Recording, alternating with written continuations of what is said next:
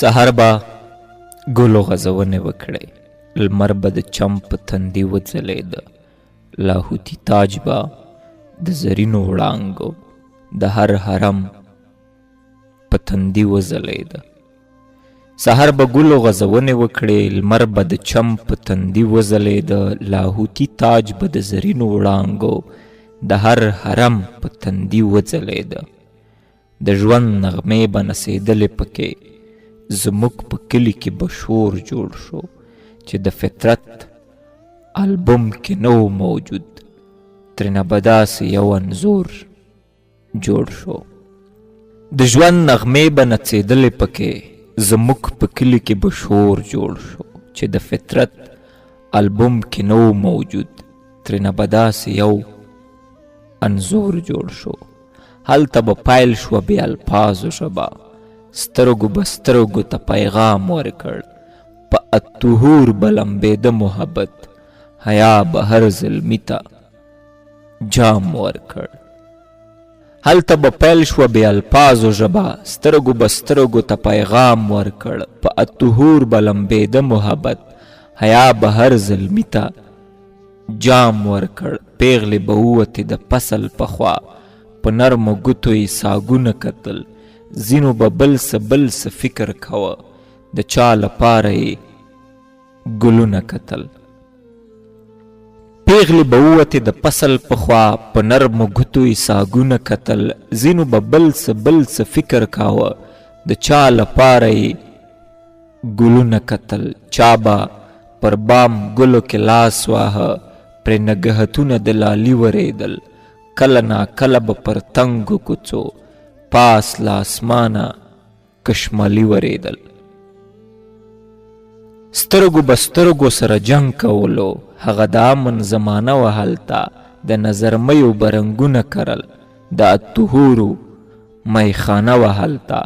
هر مازدیګر به د ګودر په طرف یوه د زاڼو سلسله وه هلته، بازان به لوړو باندې لرې ناستو، خودي حیا به فاصله وه هلته. هر مازدیګر به د ګودر په طرف یوه د زاڼو سلسله وه هلته، بازان به لوړو باندې لرې ناستو، خودي حیا به فاصله وه هلته. په پاڼه پاڼه یې چې ډېر څه لیکو، اوبو به داسې سره ګلونه راوړل، یوه کښتۍ چې له کاغذ جوړه وه، هغې د عطرو بوتلونه راوړل، منګي به لرې ترې اوبه وړي وو، دوی به رنګینې خاطرې ویلې، همزولو نجونو به په مینه مینه په داودي اواز ټپې ویلې. خلاصو مشرانو ته د زړه غوږونه، زموږ حجرې نه به یونان جوړ شو، د الهامي خبرو نور ورېده، له هر سړي به سخندان جوړ شو. خلاصو مشرانو ته د زړه غوږونه، زموږ حجرې نه به یونان جوړ شو، د الهامي خبرو نور ورېده، له هر سړي به سخندان جوړ شو. د چم زلمو به ټنګ ټکور جوړ کړ، د بام په سر به سره لمبه بلیده، ادم به تار کې سره ورونه کرل، د درخانۍ به لوپټه بلیده. اوس هم که لاړ شي هغه وران کلي ته، هوا په هغو لوپټو لګیږي، خو اوس د نجونو په سر نه دي هغه، د مزارونو په جنډو لګیږي. هغه ګودر هم شهید شوی دی اوس، په وینو سور هغه زرین مازدیګر، وختونه ځي راځي خو هیڅ نه راځي، هغه رومان هغه رنګین مازدیګر. د بارودي ښامار به څه ووایم، همې نغمې همې شباب خوړلی، د درخانۍ ادم کیسه پاتې ده، اور د ټپو سره رباب خوړلی.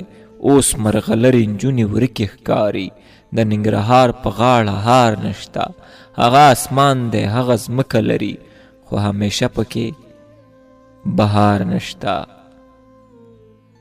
د چم زلمو به ټنګ ټکور جوړ کړ، د بام په سر به سره لمبه بلیده، ادم به تار کې سره ورونه کرل، د درخانۍ به لوپټه بلیده.